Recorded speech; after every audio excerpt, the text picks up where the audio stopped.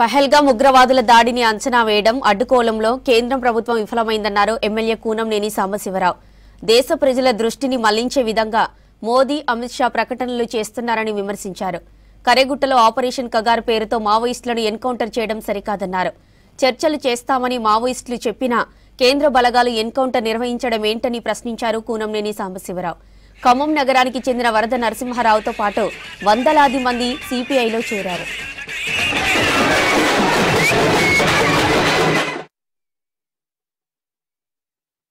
కాశ్మీర్ ఘటన ఏమి తెలియజేస్తుంది మనకి?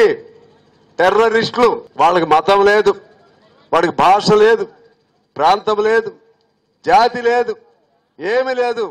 వాళ్ళు మూర్ఖులు. మూర్ఖుల కంటే ఇంకా ఇంకా ఇంకా గొప్ప పదవి ఏముంటుందో నాకు తెలియదు. అటువంటి వాళ్ళు దానికి ముస్లింలు, హిందువులు తగులు పెట్టొద్దు. అన్ని మతాల్లో హిందువుల్లో మంచి వాళ్ళు ఉన్నారు, క్రిస్టియన్స్ లో మంచి వాళ్ళు ఉన్నారు, ముస్లింల్లో మంచి వాళ్ళు ఉన్నారు.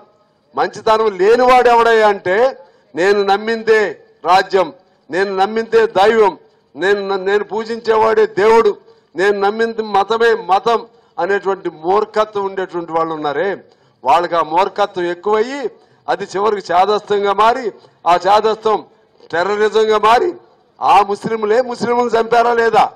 మతం లేదు.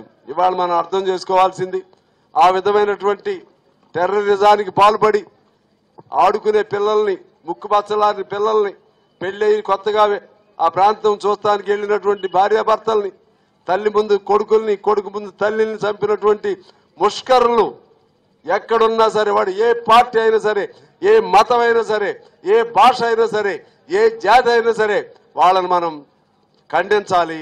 అటువంటి వాళ్ళకి సమాజంలో స్థానం లేకుండా చేయాలి.